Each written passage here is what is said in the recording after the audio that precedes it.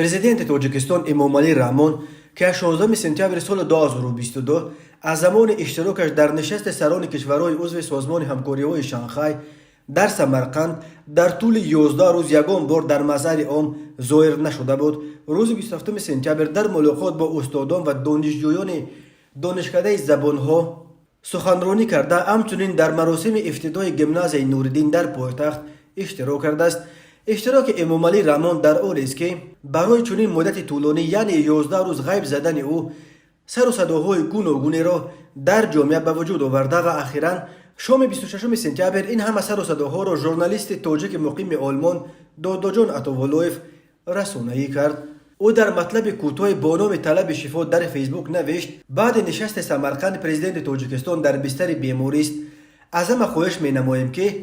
از تحقیر و توهین دست بکشند و برای شفای کامل و عاجل او دعاگو باشند. برخی بعد رسانه‌ای شدن این سر و صداها به ملاقات دانشجویان و استادان دانشکده زبانها رفتن امامعلی رحمان و اشتراک او در مراسم گشایش گمنازیه نوردین را یک نوع کوشش به صورت غیر مستقیم رد کردن این همه آوازه ها برخواسته در اطراف وضع سلامتی پرزیدنت می شمارند. یک همصحبت آگاه پایگاه خبری بامداد به این اشاره کرد که به فرق از چنین ملاقات های امامعلی رحمان در گذشته که به طور گسترده در رسانه های دولتی انعکاس و توسط تلویزیون دولتی به صورت مستقیم پخش می شد، فرمت ملاقات در دانشکده زبانها خیلی محدود بود و با گذشت چند ساعت از برگزاری این ملاقات و تا زمان تهیه و نشر این گزارش خدمات مطبوعات پرزیدنت هنوز هم یگان عکس و ویدیوی از جریان این دیدار نشر نکرده بود. از مراسم افتتاح گمنازیه نوردین نیز تا ساعت 13 به وقت دوشنبه هنوز عکس و ویدیوی نشر نشده بود. خدمات مطبوعات دانشکده زبانها که یک نهاد همیشه دست به کار و فعال بود، پیرامون ملاقات امامعلی رحمان با اهل این دانشکده تنها این یک خبر کوتاه را نشر کرده است: مژده، با سپارش پیشوای ملت محترم امامعلی رحمان نام دانشکده زبانها به دانشگاه بین المللی زبانهای خارجی به نام ساتم اولوغزاده عوض کرده می شود. آخرین عکس نشر کرده خدمات مطبوعات پرزیدنت عکسش از ملاقات او با پرزیدنت قرقیزستان صادر جباروف در حاشیه نشست سمرقند است که روز 16 سپتامبر دایر شده بود.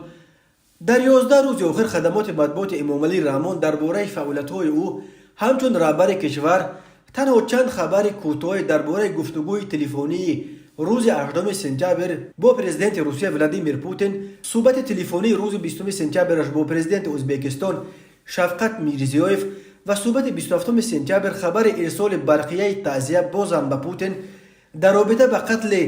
دستجمعی در یک مکتب ایژیوسک را نشر کرد و تمام. با وجود آن که در این بین حوادث بزرگ به ویژه مناقشه مسلحانه پرقربانی در مرز تاجیکستان با قرقیزستان صورت گرفت، امامعلی رحمان بعد آن دیدارش در سمرقند با جباروف دیگر یگان بار در محضر عام ظاهر نشد که درباره این حوادث سخن کند. او همین طور به تقاضاهای زیاد مردم درباره اعلان ماتم ملی به یاد قربانیان مناقشه اخیر مرزی واکنش نکرد. امامعلی رحمان 5 اکتبر سال جاری به سن 70 میرسد. او از سال 1992 اینک 30 سال باز رهبری تاجیکستان را در دست دارد. چند سال باز در تاجیکستان درباره احتمال از امامعلی رحمان به پسر کلونیش رستم امامعلی سپردن کرسی پرزیدنتی صحبت میکنند، ولی اجرای این نقشه اینک چند دفعه باز به تأخیر گذاشته می شود و در انتخابات سال 2020 امامعلی رحمان دیگر باره نامزدی خودش را پیشبری کرده زمان ریاستش را تا سال 2027 یعنی تا 75 سالگیش تمدید کرد.